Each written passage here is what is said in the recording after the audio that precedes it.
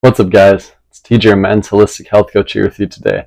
Today we're doing number 2 of the Power of the Breath series, where we're talking about how your breathing affects your life and how it affects your health. Today I want to go over we're going to talk a little more about nasal breathing, we're going to talk about mouth taping and the benefits of it, and then we're also going to talk about different practices that you can do, breathwork practices that will greatly heighten your awareness of yourself, and they'll also help you to be more in tune with your body and to be more healthy in the sense that you're in tune with your body, you know what's going on, you're more aware. And so these classes are meant to be very informative and to help you to change up your breathing in a way that's going to best suit you, to help you to optimize your health. So first off, lots of this information I'm going to share with you today is from a book called Breath, The New Science of a Lost Art by James Nestor. And I highly recommend you go check out the book. I'm also have multiple studies that I'll include in the link below, where you can go ahead and check out some of this information that I'm sharing with you, and you can read up on studies that have been done about these things. So in James' book, he mentions mouth taping. He talks about how he starts mouth taping, and mouth taping is exactly what it sounds like. You're just taping your mouth shut. Because people like me, maybe you have an issue where your mouth it just stays open as you sleep, and it's just automatic. Some people don't have that issue. They're able to breathe through their nose during the day, and they can automatically breathe through their nose at night. Now, I don't have that benefit. I have my mouth just popping open the second I go in, especially when I go in deep sleep. There might be times where during REM sleep, I'm aware enough where I can close my mouth and have it closed. But for the most part, my mouth pops open. And so I need mouth tape to help me to close my mouth so I don't experience all the issues like dry mouth. And later on with sleep apnea, one of the studies I'm going to include below is going to talk about how sleep apnea, the chances of getting sleep apnea later on is actually cut in half when you start mouth taping. Now this is amazing because a lot of people suffer from sleep apnea. You have to wear CPAP. And I can imagine it's not very exciting, not very fun. And so mouth taping could be an excellent way to prevent that later on in life. Something else I wanted to mention with my subjective experience of mouth taping is the fact that my sleep quality has been amazing. I definitely sleep deeper and I sleep more uninterrupted when I have my mouth taped shut. Not only for the fact that sometimes I'd be sleep talking or snoring and I wake myself up, but just because of the fact my breathing seems to just be better quality with my nose, and so I'm able to sleep way better. This is a huge benefit. Now, I do have a disclaimer with mouth taping. If you're chronically congested, meaning if you have some type of issue where you're always blowing your nose, where your nose is always stuffed up, then you might have other issues that you might need to address before you start mouth taping. And of course, only do mouth taping when you really feel comfortable enough to start implementing it into your routine.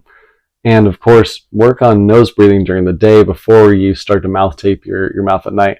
For me, it took a little bit where I had to get comfortable with nasal breathing more during the day. As I got more comfortable doing it during the day and being aware of it, then I could start mouth taping at night. And mouth taping at night was, of course, very uncomfortable. But after a while, I started to be more accustomed to it, and I saw the benefits of it, and it's been amazing. So thankfully, as you keep mouth taping, though, your nose is able to clear itself out during the night. I've even had colds and I still mouth tape, and my nose is still able to clear itself out, which has never happened in my life. I've always had the issue of if I have a cold, my nose is runny, it's stuffed up, I wake up in the morning, I'm mouth breathing a ton, and then I have to blow my nose a bunch and get all the boogies out. And so mouth taping is very helpful in the sense that it actually lets your nose do its own job, and it's able to clear itself out, which is amazing. And I really had no idea my nose was capable of this until I started mouth taping. The more subjective experiences I've had with mouth taping is the fact that when I wake up in the morning, if I've been mouth breathing all night, my blood pressure, my heart rate, all that seems to be much higher. When I've mouth taped during the night, my heart rate and my blood pressure seem to be lower, which not dangerously low, but at a good lower range. And so this is also something that's been very helpful for me. I don't know if there's studies on it. There might be, but I just haven't seen anything yet. But that's also been a subjective experience that I've had that's been very helpful. So as far as sourcing mouth tape, there's companies out there that sell tape specifically for the mouth. Now for me, I just use magic Scotch tape, and that works great for me. And I would imagine that the cheaper tape can actually work very well for most people. And I'm even someone who has a mustache and a beard, and it still works great. But for some other people, maybe medical tape or something else works different. You just got to experiment with what you got. So we're going to take a break from mouth taping, talk a little more about the breath itself. So James's book mentions a study that the University of Buffalo did in 2000. They looked at lung function, how it compared to longevity of life. They determined that your lung capacity is a very big determinator in longevity of life. This is possibly because your lungs, of course, not only supply oxygen to your body, but they work to push toxins out to your nose. And so being able to breathe properly is a great way to make sure we're not keeping in the things that our body doesn't need.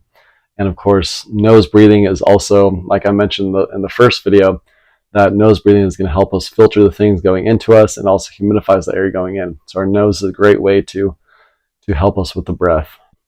So James makes the argument that slower breathing is better than faster breathing. Of course, we need faster breathing when we're doing things like exercising or we're moving stuff. We need to have a quicker breath because our body needs the oxygen. But for the most part, if we're doing day-to-day activities, we're just sitting down, we're hanging out, it's good to have slower breathing. We want to get the most out of the least with our breath. And James in his book used the analogy of a rowboat. So if you're rowing a boat, and if you've rowed a boat, then you know what I'm talking about. But if you're rowing a boat and you're doing a bunch of just quick rows, and then you get the boat to your destination quicker, that might be great if you're in a race. If you're not in a race, you're going to be more worn out. And so basically with the breath is what we want to do, because we're not racing anybody with our breath. We want to be able to do it slower. We want to have more efficient breathing with the least air as possible. And so this is a great way to see the breath. And usually our breath is going to be slower, but maybe if you have certain breathing issues, it's good to work on that slower breathing to be able to get the most out of the least. So in his book, James mentions a study where they're looking at different people that are reciting prayers and chants. And they look at all these different religions and different chants that they're saying, where they're taking the inhale and then on the exhale, they're speaking out the chant or this prayer.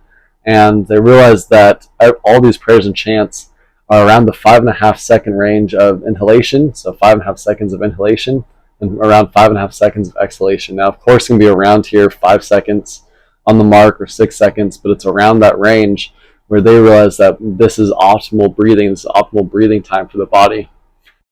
So in this study, they found that with the 5.5 second inhales and the 5.5 second exhales, they found that there was increased blood flow to the brain, which can be very helpful for us. There's also a state of coherence with the heart, the circulatory system, and the nervous system in all these participants in this study. So all those things have been very helpful for us just from a simple breathing practice. Now, even before I read this book, me and my wife had already started a practice just intuitively of when we were stressed, when we were getting angry with each other, we would inhale for 5 seconds and then exhale 5 seconds, counting in our head. And it was always something that would really help us to be able to not only bond together, but to de-stress right in that moment.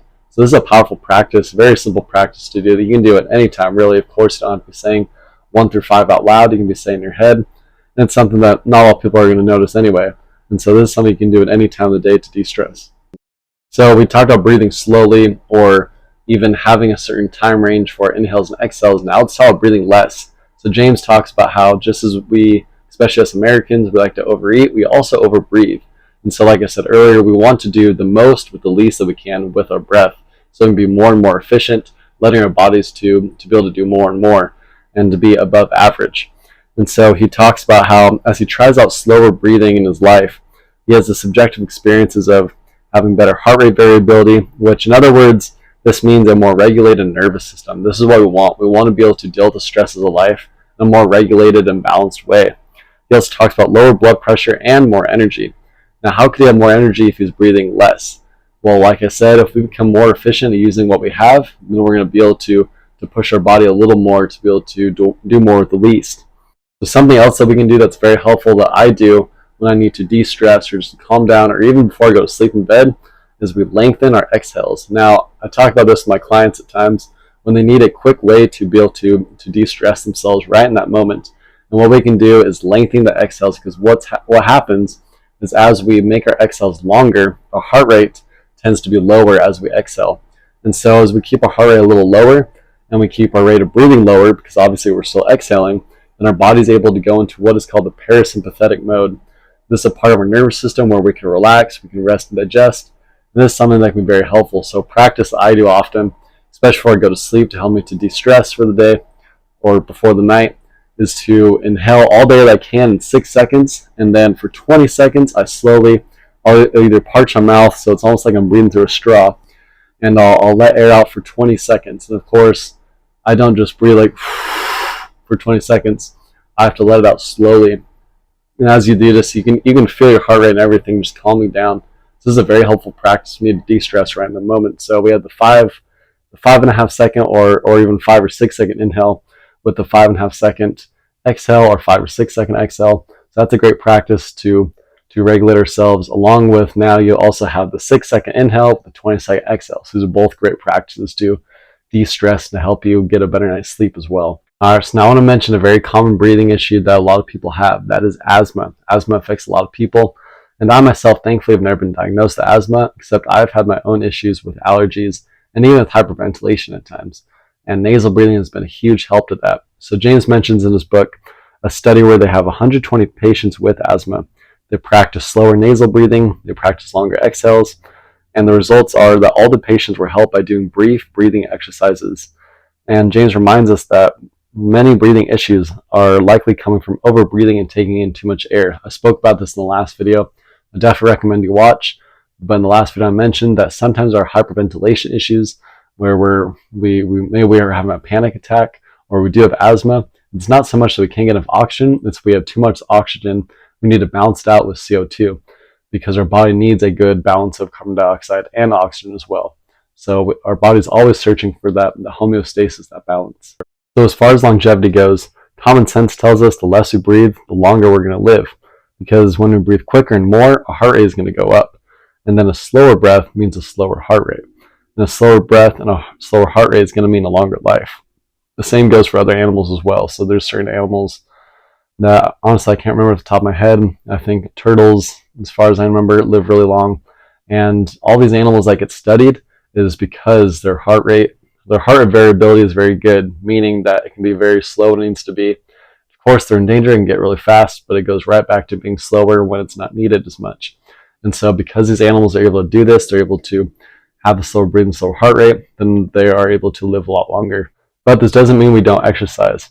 So when we consciously can raise our heartbeat and put it through a workout, and our breath along with that, of course, then we're making it stronger. We're pushing it a little bit. But too much of a good thing can be detrimental. So we need to have the balance of exercising our heart and our breath, and also letting it rest. And so, of course, if you're exercising, then you can still try and breathe as slow as you can while you're exercising to be efficient. But realize that part of exercising is also pushing ourselves to be able to do more with the least that we can. The next step is posture. How does posture affect our breathing? Well, of course, if we're going to be slumped over and our shoulders are caved in like this, and then we're closing in the amount of space our lungs are in, how to be able to breathe. And so I'm not saying that we also want to be like this when we walk around with our chest out, because of course that's going to put issues on our lower spine, and our lower spine is going to be going like this. And so we want our spine to be as straight as possible. And of course, nobody's spine is completely straight. We don't want that. We want it at its natural curvature. And we want to have good posture where we have a balance of having our chest out, our shoulders back a little bit, of course not so back that we're doing this, where we're tightening our back muscles all day. We want to have a good balance of keeping ourselves straight with the natural curvature of the body. And I see with a lot of people where they might be good on the upper part, but they're trying so hard to sit up straight that their lower back is going to be bent, and it's putting a lot of stress on the middle of your spine. So you don't want to be doing that. You want to have a good balance of sitting up with your chest out, your shoulders back, but also not so much so that it's to the extreme. So posture is very important as far as breathing, because you want enough space for our lungs to be able to fill up the air and to be efficient with the air that it has. We've talked about a lot of things so far with breathing. Now I want to show you guys a powerful practice that you can do that I teach my clients to help them be more in tune with their bodies. Because sometimes us as men, we can be disconnected from our emotions. We maybe don't even know what our body's really going through because we're not as in tune. But this yoga practice, this pranayama practice, what it's called, breathwork, is very helpful for helping you to be more interconnected with yourself and to being able to feel what you feel. It's also, of course, is very good for your body to be able to learn to breathe and to be able to make our lungs more efficient. All right, so for those of you who are watching this in video format on YouTube, you can see that I'm in a traditional lotus position. This is a yoga position that's very popular. This is just what's comfortable for me. Really, the biggest thing is to be keeping your spine straight so you're able to get all the air in that you need. And really, it's just up to you what is going to be most comfortable. I just like the lotus position. I like how it feels. But you can also put your back up against a wall. You can sit in a chair. Do whatever you need to as long as your spine is straight. That's the biggest and most important thing. Now, if you're listening to this via podcast, I'll do my best to demonstrate what it is I'm doing. So no matter how you're listening to this, you can either follow along or just learn how to do it so you can do it later in the day. So this practice is called the breath of fire. We're going to start this off by putting a hand on our belly. Now I want a hand on our belly or our diaphragm so we're able to feel what our belly is going to do as I demonstrate this. And so we're going to inhale, and then we're also going to push our belly out. Now, what we're doing here is we're imagining that the air is going to our belly. Of course, it's going to go deep in our lungs, but not necessarily to our belly, but that's what we're going to imagine here. So as we inhale, we're letting our belly fill up. So like this. See that you can't see my abs as well. You can just see kind of my belly just sitting out a little more. And this is what we're going to do as we inhale. And then as we exhale, we're actually push our diaphragm in and up to help us to be able to push all the air back out. So as we exhale, we're going to go like this. Now you can see that my diaphragm is pointed in like this. It is in and up. What we're going to do is we're actually going to do this in quick succession over and over again. Now I'm going to do this for just a little bit to demonstrate it. Of course, I'm not going to do a full round here in this video. This is just for demonstrating purposes, but we're going to do this for a little bit just so you guys get the idea. What you want to aim for is having the same length inhales and the same length exhales while you're doing this.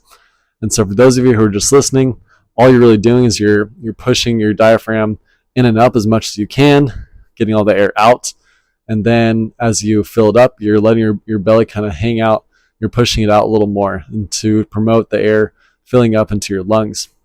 So let's do this just a little bit so I can demonstrate how this is practiced. So in.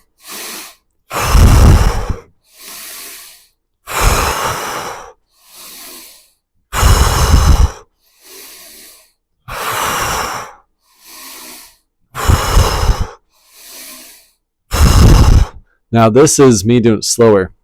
Here's me doing it a little faster, of course, doing my best to keep the inhales and the exhales at the same length. So kind of like this.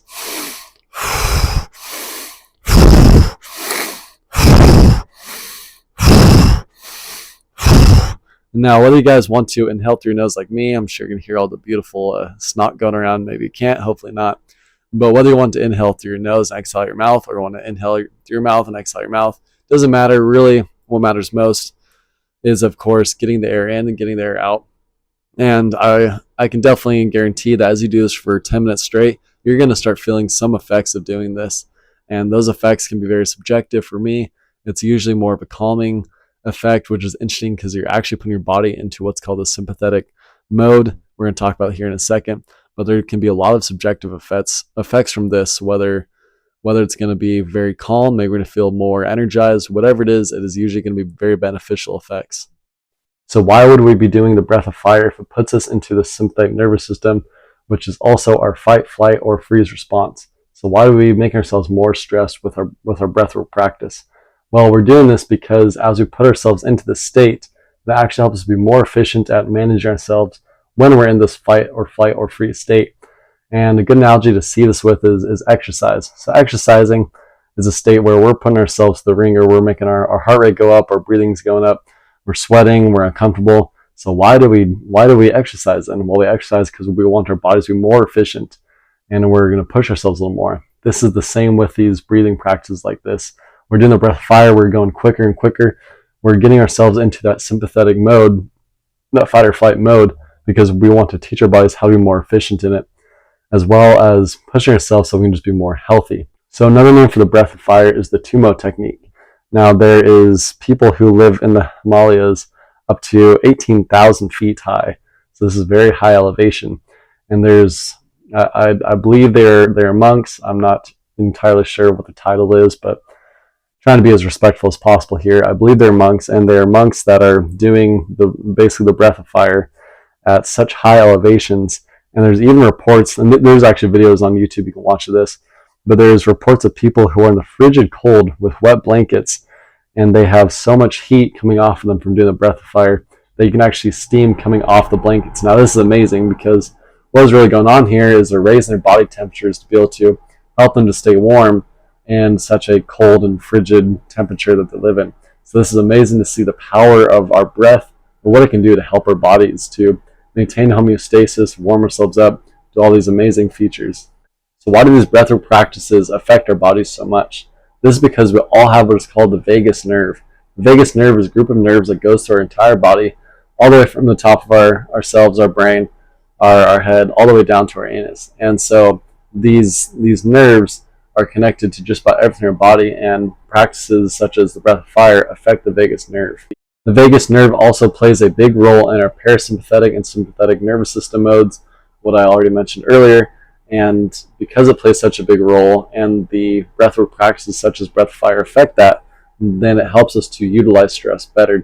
So many of us live with constant daily stressors, whether that's an angry boss, an angry spouse, a perception in our head that we're just not good enough, we're not worthy enough, whatever the stressor is in our lives. We all have them. We all suffer from stress, whether it's can be seen as good or bad.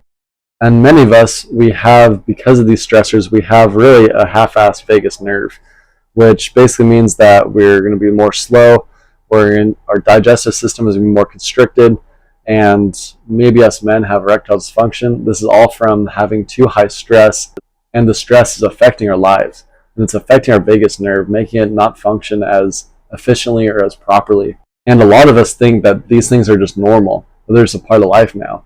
But when we utilize the power of the breath, then we can tap into our vagus nerve. We can help the vagus nerve to heal and be more balanced, so we're not experiencing all these issues that we have, because we have now seen this as a normal thing in society for us to have these issues. We take more medications, then adding on more side effects that we're going to suffer from.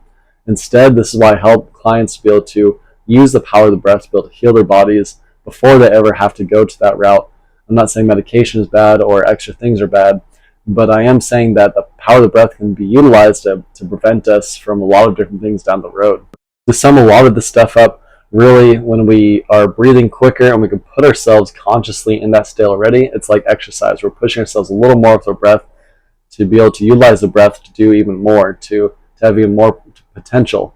And then with our slower breathing, we're helping our body to relax, be more into that rest or digest, that parasympathetic state, to be able to help ourselves relax, sleep better, and to be able to deal with stressors better. There's another method that I teach and help clients with called holotropic breathing. It's basically like the breath of fire, except you're doing it for up to even 45 minutes. And you're doing just heavy breathing, using your diaphragm to move the air around. And it can be very intense. I wouldn't recommend this to everyone, but I do help clients go through holotropic breathing so they're able to break through any limiting beliefs and to be able to bring up altered states of consciousness that are actually similar to psychedelics. So if you've done psychedelics, you know what I'm talking about. Holotropic breathing can get you into states like that where you're able to break through certain things mentally that are holding you back, where you maybe couldn't have done that when you were not in a holotropic breathwork state. So I look at all these different modalities to help men to be able to do different things. And I recommend a lot of these things to a lot of people. So if you feel pulled to it, holotropic breathwork can be very helpful in getting into very altered states. Now, how does holotropic breathwork, or really any of these intense breathwork practices, work on the brain? Well, just like if you do psychedelics, and psychedelics dampen the blood flow to the area of your brain called the default mode network. Your default mode network is basically your sense of self. And because we get so used to a certain sense of self that we hold to ourselves, then sometimes we don't realize the certain limiting beliefs and the things that we say about ourselves in our head because we're so used to it being there. So breathwork practices work like psychedelics by dampening the blood flow to our sense of self, our default mode network, helping us to be able to crack the code, you could say, to be able to break through limiting beliefs and to do different things. This is why breathwork practices are not only good for your heart, for your breathing, your body, but they're also good for your mind to break through certain things that are holding you back. Because we as men, a lot of times we're not taught how to break through limiting beliefs. We're not taught how to deal with our emotions, but breathwork offers us a solution to be able to do that in an easier, a better environment. So this is why I'm big on breathwork, and this is why I use breathwork to help men just like you to be able to get through different things in life. Alright guys, now after either watching this or listening to this, now you have a few different breathwork modalities that you can use in your everyday life to help you to de-stress, to help you to be more balanced, help you be more relaxed, also to help you to break through certain mental barriers that may just be holding you back from being a better man. I hope this helps you a lot, and if it does, be sure to subscribe, follow, like, whatever it is you got to do to put me on the algorithms on whether it's YouTube, Apple Podcasts, Spotify, whatever it is that you're consuming this on. Be sure to do that so this can go out to the algorithm and help more men just like you who need help getting through certain things and showing them how to utilize the breath to just have a better life, to have a less stressed out life. Alright guys, we'll see you. Have a great day.